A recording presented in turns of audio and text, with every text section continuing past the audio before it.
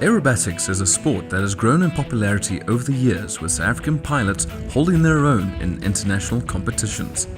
Locally, the sport falls under the Sport Aerobatic Club, or SAC, who are responsible for hosting competitions, issuing of aerobatic ratings, as well as promoting the sport on a regional and national level.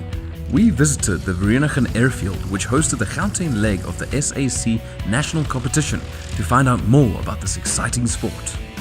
Yes, the competition is divided into two parts. The first part, we fly a known sequence. It's a sequence that pilots have prepared and know it and have trained it and understand it and practiced it. And then after lunch, we'll fly an unknown sequence, which the pilots would have only got this morning, and they'll have no chance to prepare or practice for that. And that really sorts out the winners from the losers of the unknown sequence.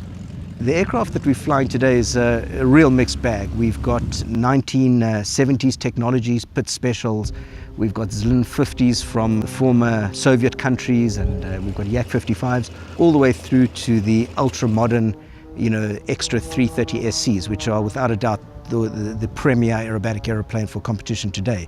And we have 3 of them here. So really we have a full range of aerobatic aeroplanes from different parts of the world and from different eras.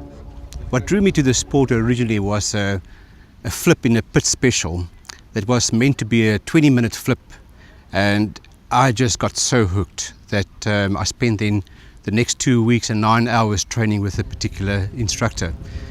It was just one of those life-changing experiences, because you were as free as a bird in the air, and your body was exposed to feelings and emotions that you have never ever experienced before. The feeling you get when you do a sequence, it varies a lot. Physically, it's incredibly demanding. So you're in an average advanced sequence, one would do plus 10, minus 4 Gs. Just to let you know what that feels like, 10 Gs is as if there were 10 people, your weight sitting on top of you. So you just think of the dead weight of an arm, 6-7 kgs times 10. That's 70 kgs just to keep your hand on the throttle and stick. So physically, it's incredibly demanding. After a short 12-minute flight, you're absolutely drenched and exhausted. You can hear a lot of guys after they've flown, they talk on the radio after sequence, they are totally out of breath. And then, of course, there's the nerves and the emotional side of it as well. So it's a demanding sport from that perspective. It took over a year of competitions to get over the jitters. Before you fly already in the air, my knees were shaking. You were so nervous. And there are certain aspects which comes only with a competition day. Your body reacts differently under pressure, because now you've got judges trying to see how many mistakes you make. We, as judges, get given a diagram. It's referred to as an aerocryptographic diagram, which is a series of linked figures drawn on a piece of paper, which the pilot then has to fly in the sky.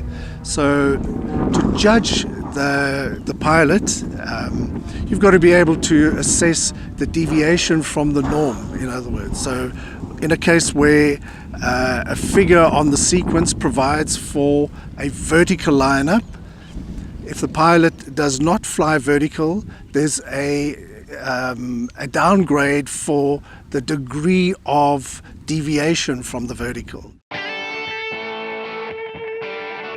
It's an incredible sport.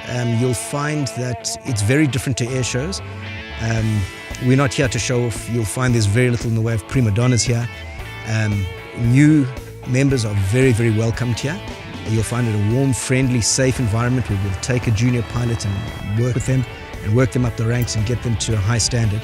So for people that look at it and perhaps look at aerobatic aeroplanes at air shows and other places and think that it's something difficult or out of their reach, it's not the case. We encourage anyone to join, and we'll help and nurture any pilot that joins our ranks.